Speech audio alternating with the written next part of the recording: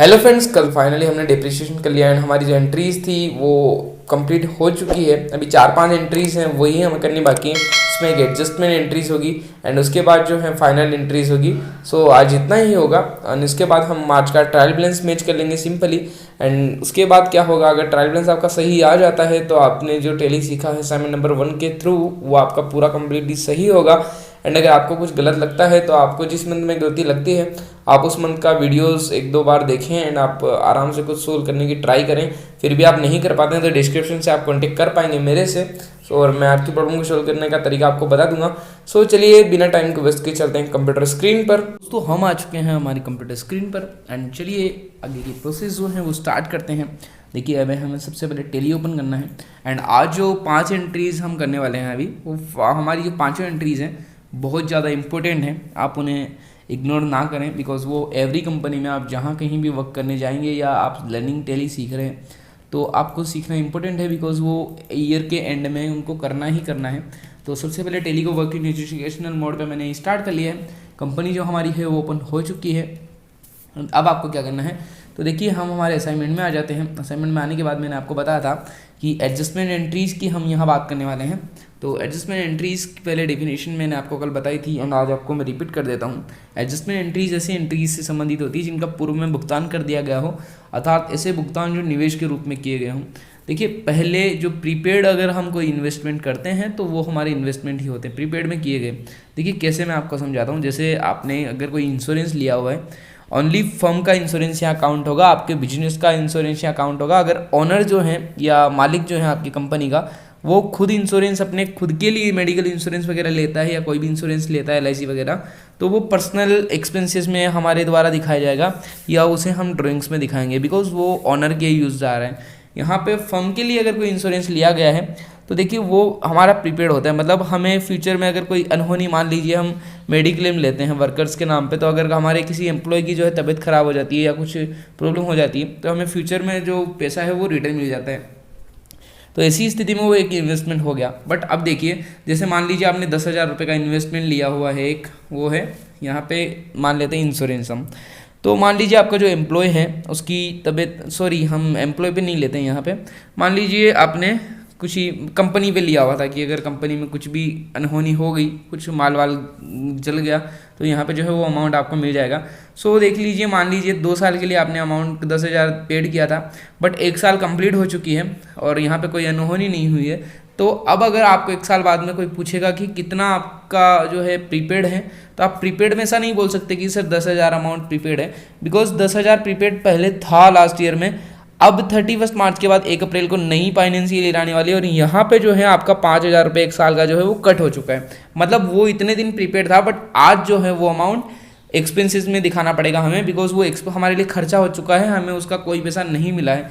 तो हम उस एंट्री को कैसे यहाँ करेंगे वो देखिए, ये चीज़ इंपॉर्टेंट रखती है। तो सबसे पहले हम जो है जैसे हमने डेप्रिसिएशन का कल यहाँ पे कैलकुलेट किया था एक्सेल के फॉर्मेट में, वैसे ही आज सेम हम जो है एडजस्टमेंट करने वाले हैं इंश्योरेंस के बारे में भी।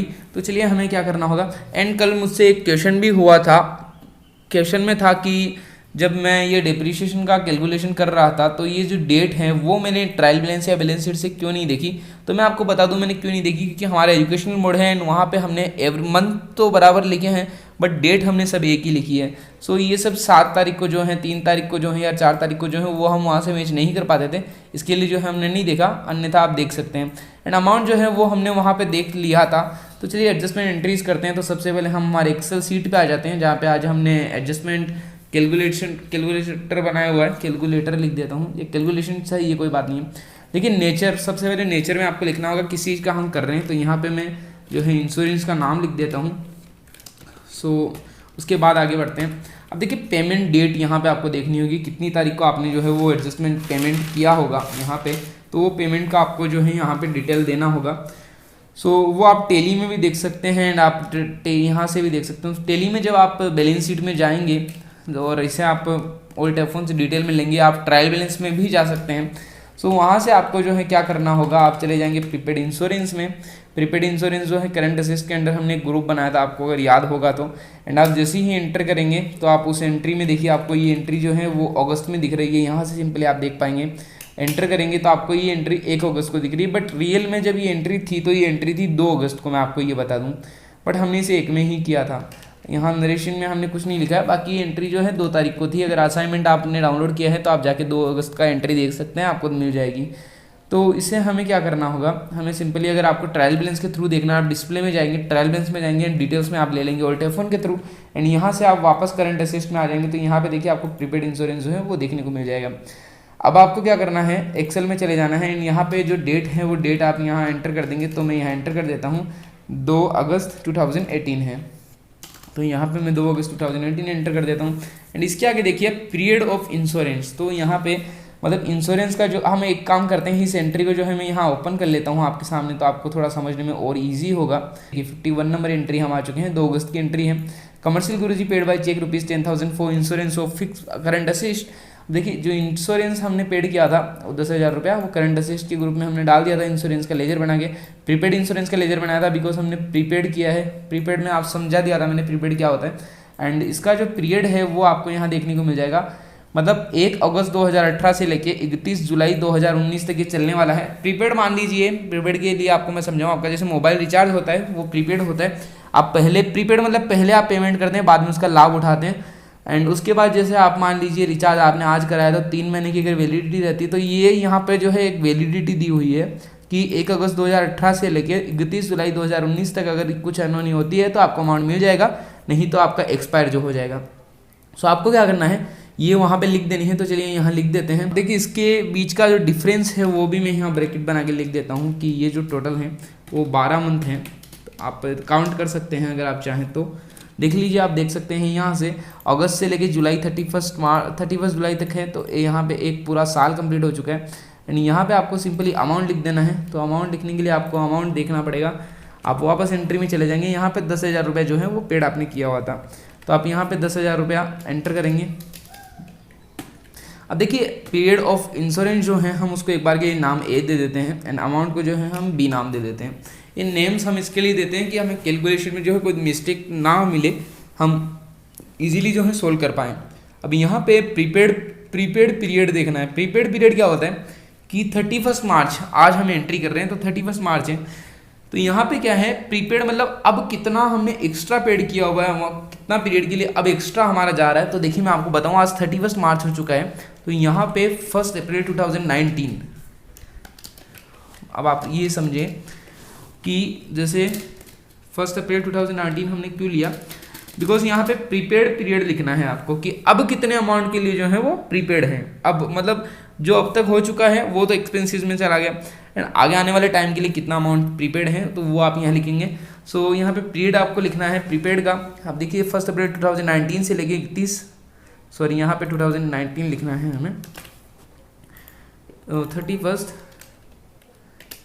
जुलाई 2019 तक जो है ये प्रीपेड रहेगा। एंड इसे भी आप यहाँ से मंथ लिख देंगे, कितने मंथ के लिए जो है। तो यहाँ पे मैं सिंपली मंथ लिख देता हूँ। ये जो है आपका यहाँ से कितने मंथ के लिए रहेगा, काउंट कर लीजिए, 4 मंथ्स। ओके, तो मैं यहाँ 4 मंथ लिख देता हूँ, MONTH। देखिए यहाँ जो है 1/4/2019 से लेके 31 जुलाई तक जो है ये प्रीपेड अमाउंट है, मतलब अब इतने टाइम के लिए जो है वो एक्स्ट्रा पेड हमने किया हुआ है। बाकी सारा जो है यहाँ से बराबर हो चुका है हमारा। तो मैं इसे थोड़ा और छोटा कर लेता हूँ, मतलब इतने जो पीरियड था ये 4 मंथ का, अब प्रीपेड प्लान बचा है। मान लीजिए आपने जियो या आपका जो भी सिम कार्ड है आपने उसमें 12 महीने का रिचार्ज कराया था, बट आज 31 मार्च है, तो आपको जो अब तक का आपका रिचार्ज था वो 8 महीने का कंप्लीट हो चुका है, उसे आप एक्सपेंसेस में डाल देंगे। एंड अब आपको दिखाना होगा कि 4 महीने का जो रिचार्ज है वो आपका बचा हुआ है। अब रिचार्ज 4 महीने का बचा हुआ है, पर 4 महीने का अमाउंट कितना पेड है वो आप यहाँ कैसे निकालेंगे। तो एक बार के लिए जो प्रीपेड पीरियड है आप उसको यहाँ C नेम दे देंगे एंड प्रीपेड अमाउंट को D नेम दे देंगे and amount for current year को E नेम दे देंगे। हमें E जो है यहाँ पे निकालना है। अब D आप कैसे निकालेंगे वो चीज़ आप यहाँ देखें। तो देखिए D निकालने के लिए आपको क्या करना होगा, सिंपली जो ये B है मतलब 10,000 अमाउंट है, अगर इसमें हम 12 महीने के लिए आपने लिया हुआ है टोटल पैक, तो जो है 10,000 में आप 12 का जब भाग देंगे तो ये डिवाइड करेंगे तो आपको पता चल जाएगा कि एक महीने का जो है कितना अमाउंट आपने पेड किया हुआ है। सो यहाँ पे देखिए आपको क्या करना होगा, मैं यहाँ समझा देता हूँ आपको। B है, B में आप डिवाइड करेंगे A से तो आपको अब ए में आपको 12 मंथ लिख देना है, तो आपको 1 मंथ का जो है वो अमाउंट यहाँ पे निकल के मिल जाएगा। एंड इसको 1 महीने का निकलने के बाद जो है आपको 4 महीने का यहाँ पे निकालना है। तो 4 महीने किस में है, सी में, तो आप यहाँ मल्टीप्लाई कर देंगे सी से एंड आप इसको ब्रैकेट बंद कर देंगे। और उसके आगे देखिए अब ई में आपको क्या लिखना है, सिंपली ई में तो आपको जो है निकालना ही है। तो ई कैसे निकलेगा, यहाँ पे अगर आपका जो है बी डी आ चुका है, डी क्या है, प्रीपेड अमाउंट है। अब आपको ई में क्या चीज़ निकालनी है, ई में आपको निकालना है कि करंट ईयर के लिए जो हमारा इंश्योरेंस था या जो रिचार्ज था कितने रुपए का जो है वो यूज़ हो चुका है। तो आपको ये चीज़ यहाँ पे निकालनी है। तो आप यहाँ पे निकालें, उसे निकालने के लिए आपको क्या करना होगा, बी टोटल अमाउंट है, टोटल अमाउंट बी पेड किया था आपने, आप यहाँ पे जो है बी लिखेंगे एंड माइनस करेंगे डी को, बिकॉज यहाँ पे टोटल अमाउंट में से आपका प्रीपेड अमाउंट अगर माइनस हो जाएगा तो जो है आपका और करंट ईयर का जो अमाउंट है वो निकल के आ जाएगा। एंड तीसरी, अगर 2 चीज़ें आपको पता होती है, तीसरी आपको निकालनी होती है तो वो इजीली निकल जाती है। सो अब आपको यहाँ पे देखिए क्या करना है, मैं बताऊँ। यहाँ पे ये फॉर्मेट लगाना है, तो प्लस यहाँ मैं करूँगा। फॉर्मेट लगाने के लिए प्लस या तो इक्वल्स टू का मार्क आपको जो है वो करना होता है। एंड बी जो है, बी पे क्लिक करेंगे, डिवाइड करेंगे ए से, तो ए का कितना है 12 मंथ, तो मैं यहाँ 12 एंटर करता हूँ। एंड मल्टीप्लाई करेंगे सी से, तो सी में कितना है 4, तो एंटर कर देते हैं। ये देखिए ये टोटल अमाउंट जो है हमारा यहाँ निकल के आता है 3333 रुपये एंड 0.33। तो 0.33 को एक बार मैं रिमूव कर देता हूँ एंड सिंपल अमाउंट यहाँ पे एंटर करते हैं। आगे देखिए अब हमें यहाँ क्या करना है, प्रीपेड अमाउंट अब हमारा कितना बच गया, मतलब करंट ईयर के लिए, सॉरी करंट ईयर के लिए जो अमाउंट है वो हमने कितना पेड किया था, कितना हमारा वेस्टेज जा चुका है, एक तरह से वेस्टेज हो गया। सो ये कितना अमाउंट चला गया, अगर 10,000 में से ये जो अमाउंट आगे आने वाले टाइम का निकाल देंगे तो हमें वेस्टेज पता चल जाएगा। सो आपको क्या करना है, प्लस करना है एंड बी अमाउंट में से माइनस कर देना है डी को। सो और एंटर कर देंगे तो आपका जो अमाउंट है वो आ जाएगा। ये आपका अमाउंट जो है वो आ चुका है फाइनली। एंड इसे जो है मैं सेव कर देता हूँ यहाँ से सिंपली, तो ये सेव हो चुकी है हमारी। अब आपको ये एंट्री करनी है टेली में, तो आप इसकी एंट्री क्या करेंगे वो मैं आपको यहाँ समझाऊँ। देखिए आपको एंट्री क्या करनी होगी, आपका एक्सपेंस आ चुका है, ये चीज़ जो है आपके लिए खर्चा हो चुकी है, जो रिचार्ज था वो आपके लिए गया, आपके कोई काम नहीं आया, तो यहाँ पे आपको उसको खर्चा दिखाना होगा। तो आपको एक लेजर बनाना होगा इंश्योरेंस एक्सपेंसेस का। आपने पहले जो लेजर बनाया था वो आपका था प्रीपेड इंश्योरेंस का, वो आपको करंट असेट्स में डालना पड़ा था, बट ये जो है यहाँ पे आपको इनडायरेक्ट एक्सपेंसेस में डालना पड़ेगा, बिकॉज वो जो है अमाउंट जा चुका है। यहाँ से आप कर देंगे 2। अब आपको कम करना है प्रीपेड इंश्योरेंस को, तो आप यहाँ से जो है प्रीपेड इंश्योरेंस को जो है कम कर देंगे SU। सो यहाँ से आप प्रीपेड इंश्योरेंस को जो है कम कर दें। सिंपली ये एंट्री होगी आपकी। तो देखिए जब आप लेते हैं किसी चीज़ को तो आप डेबिट करते हैं एंड आप उसको माइनस करते हैं, उसमें से अगर वो अमाउंट आपको माइनस करना होता है आप उसे क्रेडिट कर देते हैं। इंश्योरेंस एक्सपेंसेस हैं, आपको मैंने गोल्डन रूल में बताया, जो भी आपके एक्सपेंसेस हैं आप हमेशा एक्सपेंसेस सारे के सारे डेबिट होंगे, आप याद रखें। तो यहाँ पे एक्सपेंसेस को हमने डेबिट किया है। चलिए टेली में चलते हैं एंट्री करने के लिए। यहाँ से आपको गेटवे ऑफ टेली में आ जाना है एंड अकाउंटिंग इन्फो में आएंगे, लेजर में आएंगे, लेजर क्रिएट करेंगे। तो लेजर क्रिएट करने के लिए आपको लिखना होगा इंश्योरेंस, मैं सिंपली टाइप कर लेता हूँ इंश्योरेंस एक्सपेंसेस एंड इसे जो है आप इंडायरेक्ट एक्सपेंसेस की ग्रुप में डाल दें, इसे आप सेव कर दें। एंड प्रीपेड इंश्योरेंस का जो एंट्री है वो आप जो ऑलरेडी आपने किया हुआ है, सो आप F7 से जनरल में चले जाएंगे एंड लास्ट के प्रोविजनल एंट्रीज, जनरल एंट्रीज या एडजस्टमेंट एंट्रीज, जो भी एंट्रीज हैं वो सारी जनरल में होगी, फाइनल एंट्रीज तक। तो आप जनरल ही लास्ट में यूज़ होता है 31 मार्च को, मैं आपको बता दूं एडजस्टमेंट के लिए। सो यहाँ से आपको डेबिट में कर देना है इंश्योरेंस एक्सपेंसेस को। अमाउंट आपका जो है आप देख लें सिंपली एक्सेल फाइल में 6667 अमाउंट जो है वो एंटर कर दूंगा मैं 6667 एंड एंटर करेंगे यहाँ से प्रीपेड इंश्योरेंस को। अब देखिए आपका प्रीपेड इंश्योरेंस इतना बचता है, वो टेली ने भी आपको बता दिया 3333 रुपये आना चाहिए, और यहाँ से हमको पता चल गया है कि प्रीपेड जो है हमारा वो 3333 है। सो आपको क्या करना है, इसे सेव कर देना है एंट्री को। एक एंट्री हमने फाइनली कर लिया। आप डेट चेक कर लें, सिर्फ डेट मेरी ऑलरेडी चेक सही थी तो मैंने कुछ बताया नहीं है आपको। अब चलिए आगे की एंट्री की बात करते हैं।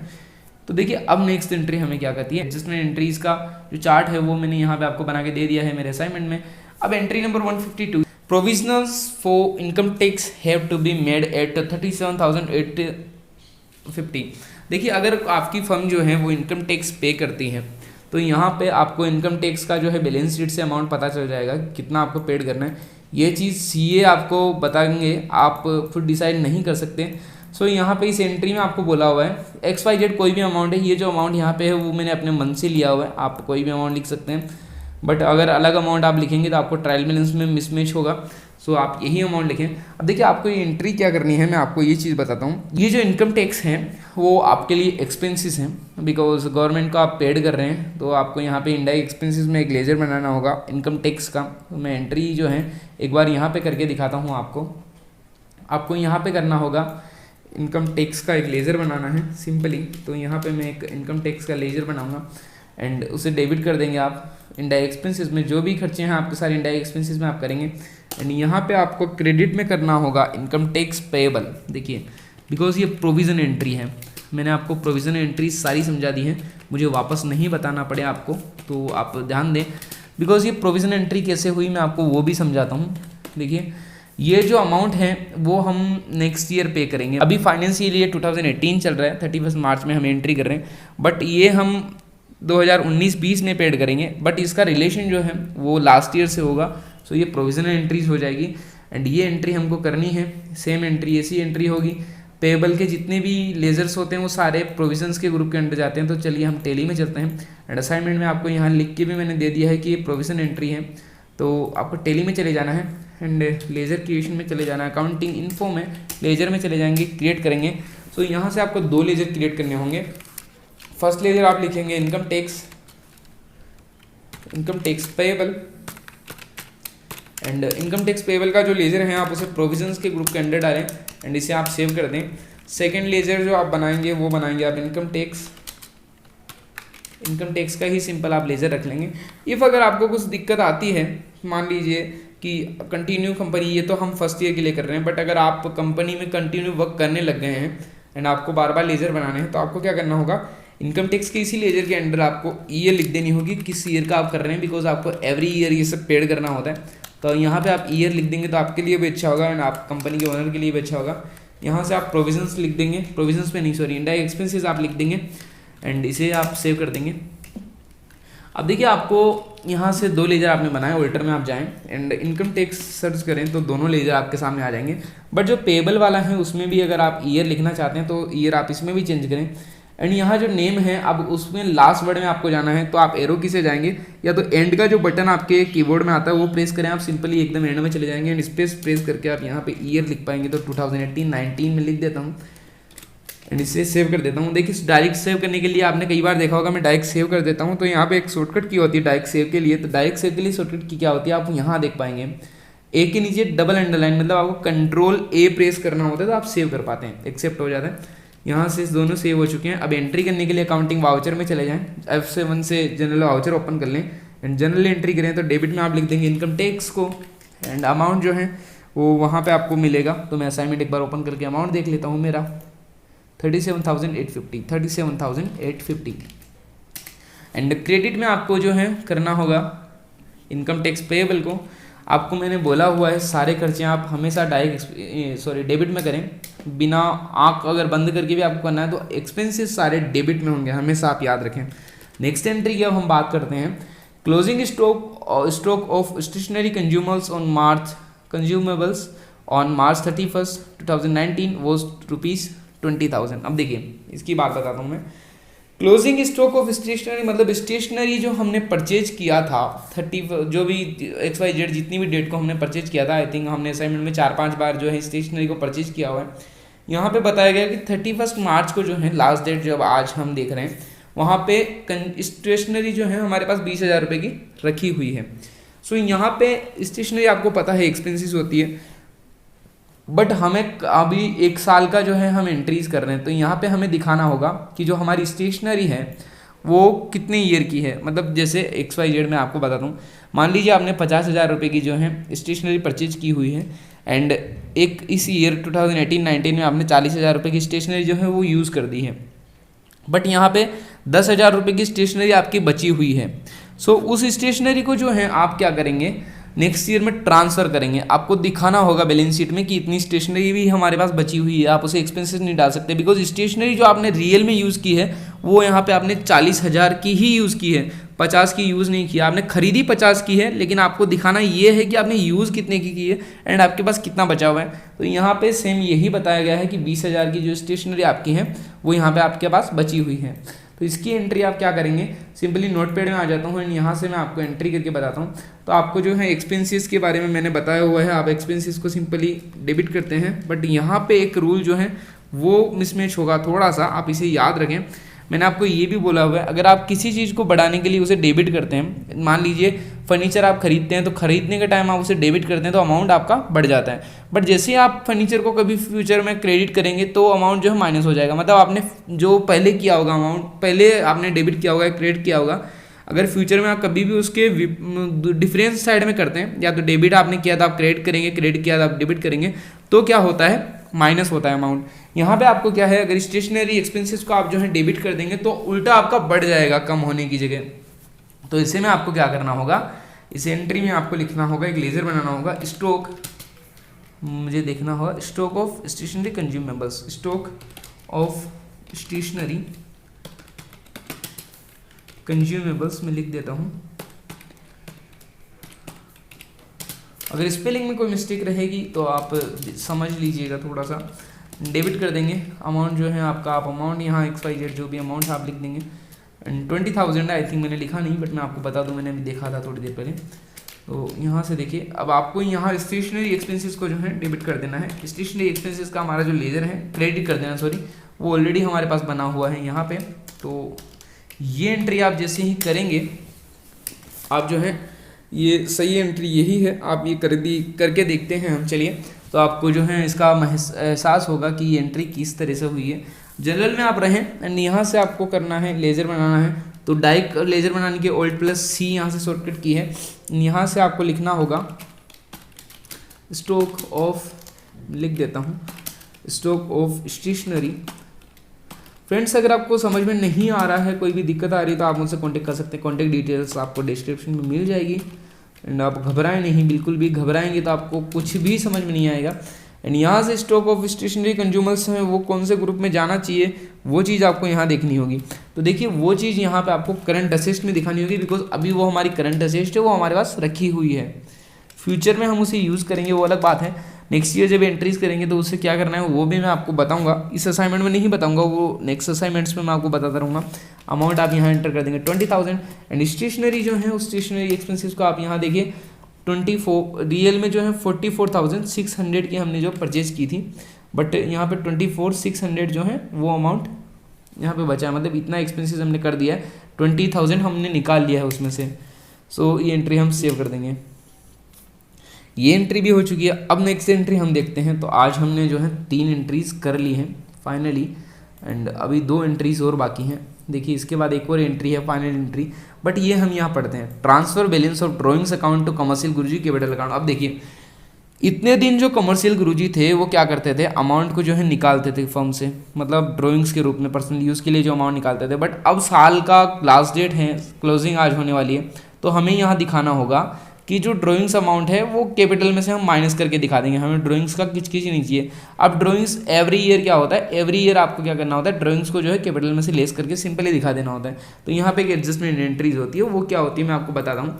जब ओनर पैसे लाता है तो आप एंट्री क्या करते हो, cash account debit to owner का नाम लिख देते हो, बट अगर ओनर को डेबिट किया जाए तो ओनर का जो अमाउंट है वो माइनस हो जाता है। तो यहाँ पे सिंपली कमर्शियल गुरुजी को जो है आप डेबिट कर देंगे। उनका लेजर जो है बना हुआ है, बिकॉज ओनर का लेजर आप पहले ही बना देते हैं जब वो पैसे लाते हैं तो, एंड यहाँ से आप डेबिट कर देंगे। ड्राइंग्स का जो अमाउंट है वो कहाँ से देखेंगे मैं आपको बताने वाला हूँ। और यहाँ पे आप 2 करेंगे ड्राइंग्स के अमाउंट को, ड्राइंग्स का लेजर जो है वो भी ऑलरेडी आपके पास बना हुआ है। तो चलिए टेली में चलते हैं। ये एंट्री यहाँ तक उम्मीद करता हूँ आपको समझ में आई होगी। तो टेली में आ जाते हैं एंड यहाँ पे एस्केप करके गेट ऑफ टेली में आएंगे एंड बैलेंस शीट में आना है तो बैलेंस शीट में आइए, नहीं तो ट्रायल बैलेंस में आप आ जाइए एंड Alt F1 से डिटेल में ले लेंगे। अब देखिए यहाँ जैसे ही आप एंटर करेंगे आपको दिखेगा कि ड्राइंग्स अमाउंट जो है 1,43,500 है। सो अब 13 लाख में से ये अमाउंट हमको माइनस करके दिखाना है, मतलब यहाँ पे 11 लाख कुछ अमाउंट रहना चाहिए। तो हम क्या करेंगे, एक बार वापस अमाउंट देख लेते हैं, मैं आई थिंक भूल ना जाऊँ, 143,500 सॉरी। सो आपको अकाउंटिंग वाउचर्स में आ जाना है, जनरल वाउचर में आप हैं। यहाँ पे आप कमर्शियल गुरुजी को जो है डेबिट कर देंगे एंड देखिए 13 लाख रुपीज़ जो है वो आपको यहाँ पे शो हो रहे हैं, मतलब 13 लाख रुपए उनके हैं। अभी यहाँ पे आपको सिंपली क्या करना होगा, आप उनका अमाउंट डाल देंगे। तो अमाउंट कितना था यहाँ से आप वापस देख लें, या आपको याद होगा, मुझे वैसे याद है तो मैं लिख देता हूँ 1,43,500 एंड एंटर करेंगे। जैसे ही आपने एंटर किया देखिए 11,56,000 रियल में दिखने लग गया, मतलब ईयर के एंड में इतनी ही उनकी कैपिटल बची है। सो आपको ये जो मैंने बताई है प्रोविजनल एंट्रीज, एडजस्टमेंट एंट्रीज, वो सारी होने वाली है। किस चीज़ से रिलेटेड होगी, आप एसेट्स से कर लें हमेशा, ईयर के एंड में एसेट्स से रिलेटेड होती है ये। एंड एक्सपेंसेस हैं 2-3 जैसे स्टेशनरी वगैरह हैं, वो चीज़ से रिलेटेड होंगे।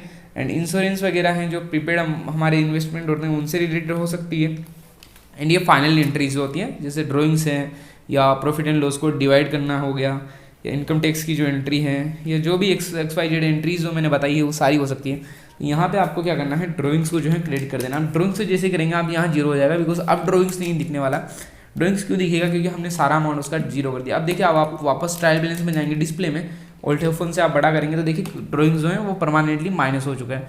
तो यहाँ पे अमाउंट जो है उनका वो माइनस हो चुका है। आप एंटर जैसे ही करेंगे आपको पता चल जाएगा कि यहाँ पे देखिए 10 लाख पहले लाए थे, 5 लाख लाए थे, फिर 2 लाख लेके गए, फिर ये ड्राइंग्स जो है हमने कर दिया है।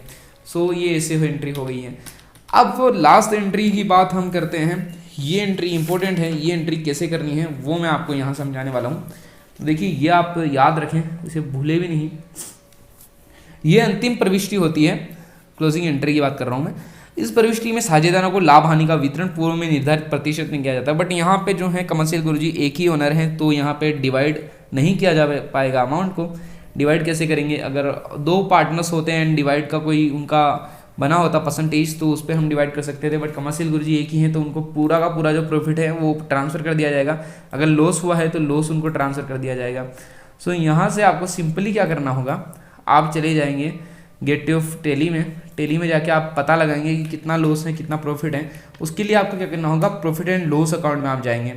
जैसे ही आप प्रॉफिट एंड लॉस अकाउंट में जाके क्लिक करेंगे, आप उसे बड़ा करेंगे साइज में, तो आप यहाँ पे देख पाएंगे ऑल्ट F1 से मैंने बड़ा किया है। मैं आपको बता दूँ, देखिए आपको गेट ऑफ टेली में है प्रॉफिट एंड लॉस अकाउंट, आप देखेंगे ऑल्ट F1 आप प्रेस करेंगे तो यहाँ जो है आपको नेट लॉस लिखा हुआ दिख रहा है। अगर प्रॉफिट आपका होता तो आपको इस साइड में दिखता, अगर लॉस है तो आपको इस साइड में दिखेगा। नेट लॉस जो है वो इतना अमाउंट है, तो ये जो अमाउंट है गुरुजी को आप यहाँ पे पे करना होगा। मतलब गुरुजी की जो कैपिटल है इस अमाउंट से कम कर दी जाएगी। अगर यहाँ पे उनका प्रॉफिट होता तो यहाँ से हम उनकी कैपिटल जो है उसे बढ़ा देते थे। तो यहाँ पे एंट्री क्या करनी होगी आपको, वो भी चीज़ मैं यहाँ बता देता हूँ। इफ़ अगर प्रॉफिट होता है तो क्या एंट्री होगी एंड लॉस होता है। अभी फिलहाल लॉस हुआ है तो आपको क्या करना है, कमर्शियल गुरुजी को जो है डेबिट करना है। मैंने बोला हुआ है ओनर के नाम का आप डेबिट करेंगे, तो यहाँ पे क्या मतलब होगा कि ओनर का जो है कैपिटल कम किया जा रहा है। अमाउंट जो है वो आप अमाउंट यहाँ लिख देंगे एंड एंटर करेंगे प्रॉफिट एंड लॉस को।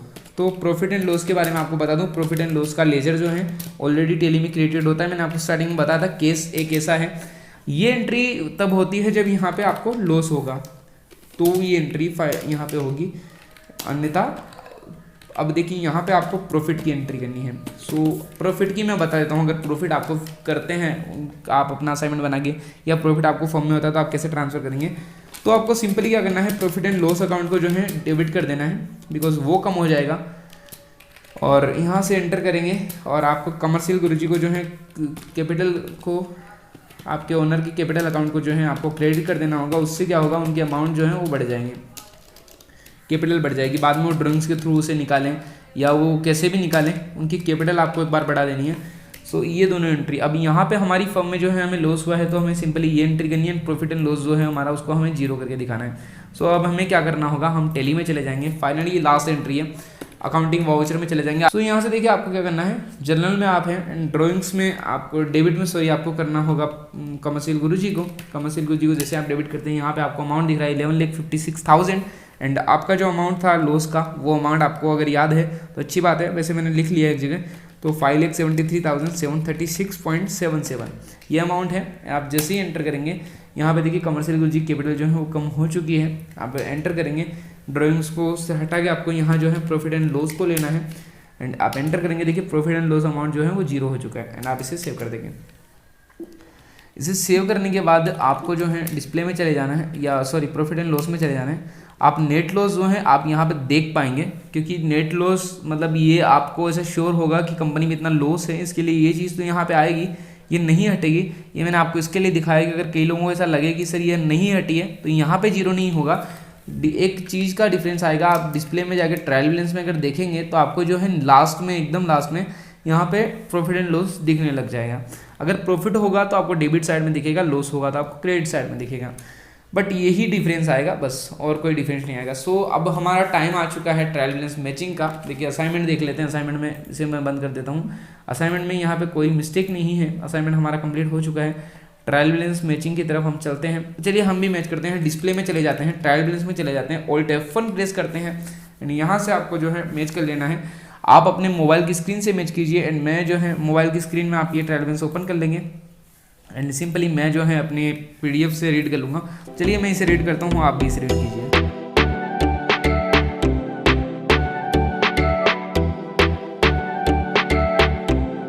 तो मेरा जो ट्रायल बैलेंस है फाइनली मैच हो चुका है। उम्मीद करता हूँ आपका जो ट्रायल बैलेंस है वो भी मैच हुआ होगा। सो आप मैच कर लें। अगर आपकी दिक्कत आती है तो मैंने 2-3 वीडियोस में बताया हुआ लास्ट में कि कैसे सोल्व किया जाता है। फिर भी आपसे अगर सोल्व नहीं हो पा रहा है तो कॉन्टैक्ट डिटेल्स जो हैं डिस्क्रिप्शन में आप लेना चाहें तो ले सकते हैं, नहीं तो आपको जो असाइनमेंट के लास्ट में मेरी डिटेल्स जो हैं वो यहाँ पर मिल जाएगी एंड आप कॉन्टैक्ट कर सकते हैं। अगर आपको हमारा चैनल यूट्यूब पे सर्च करना है तो आप कमर्शियल गुरुजी टाइप करें, इस लोगों को देख के आप पहचान सकते हैं। अगर आप सिंपली यहाँ से नहीं करना चाहते तो आपको गूगल पे ये लिंक जो है इसे आप क्लिक कर सकते हैं मोबाइल के थ्रू, या तो आपको किसी भी ब्राउजर में इसे टाइप कर देना होगा वेबसाइट के रूप में, तो आप डायरेक्ट हमारे चैनल पर पहुँच जाएंगे। तो चलिए आज के लिए इतना ही करेंगे। Thank you guys, thank you very much. दोस्तों उम्मीद करता हूँ वीडियो आपको समझ में आएगा। अगर वीडियो समझ में आया है तो लाइक करें, शेयर करें, सब्सक्राइब करें। एंड आज मैं देखिए आपसे कुछ बात बताता हूँ। एक बात तो ये इंपॉर्टेंट है कि असाइनमेंट नंबर 1 जो है आज हम उसे फाइनली बाय बाय बोलने वाले हैं, बिकॉज हमारा फर्स्ट असाइनमेंट जो है कमर्शियल गुरुजी प्राइवेट लिमिटेड वो डिलीट हो चुका है। एंड आपको क्या करना है, अब मैं असाइनमेंट नंबर 2 प्रिपरेशन करूँगा। पहले मैं अपनी बता देता हूँ। तो मुझे थोड़ा एक टाइम चाहिए होगा, तो उस गैप तक जब तक मैं असाइनमेंट नंबर 2 बनाऊँगा एंड उसे असाइनमेंट क्रिएट करूँगा, प्रिंट निकालूंगा एंड डेली जब तक मैं वीडियोस बनाऊंगा तब तक के लिए आपको सिर्फ एक ही काम करना होगा। अभी जो आज वीडियो आप देख रहे हैं उसके डिस्क्रिप्शन में जाइए, सिंपली असाइनमेंट नंबर 1 जो कमर्शियल गुरुजी प्राइवेट लिमिटेड है उसे आप डाउनलोड कीजिए। कंपनी डिलीट करना मैंने आपको बता दिया है, आप वहाँ से कंपनी डिलीट करें एंड इस असाइनमेंट को जो है आप वापस करें। आप अगर फिर ट्रायल बैलेंस मैच कर पाते हैं सो आप एकदम क्लियरली श्योर हो जाएंगे कि आपने जो अभी तक सीखा है वो पूरा आपका सही है। अगर आपको कुछ दिक्कतें आती है तो आप मुझसे पूछ सकते हैं। डिस्क्रिप्शन में मेरी कॉन्टैक्ट डिटेल्स जो है वो आपको मिल जाएगी एंड एडजस्टमेंट एंट्रीज आपको समझ में आएगी। एंड देखिए जो फर्स्ट असाइनमेंट था उसमें मैंने क्या किया है, यहाँ पे लॉस आपको दिख रहा था कि हमें लॉस हुआ है कंपनी में, तो यहाँ पे लॉस की मैंने जानबूझ के एंट्री की थी, बिकॉज जो भी टेली आज तक मैंने यूट्यूब से देखी है, कई लोग सिखाते हैं, वहाँ पे प्रॉफिट ही दिखाया जाता है, लॉस की एंट्री नहीं दिखाई जाती है। तो मैंने आपको यहाँ लॉस का बताया। असाइनमेंट नंबर 2 में हम जो है प्रॉफिट की बात कर लेंगे। सो चलिए आज के लिए इतना ही करेंगे एंड मैं कुछ दिनों के लिए आपसे विदा चाहूँगा। बीच में मेरे वीडियोस हैं वो यूट्यूब के बारे में नहीं आएंगे बट आते रहेंगे अलग अलग चीज़ों पे। तो चलिए आज के लिए thank you guys, thank you very much.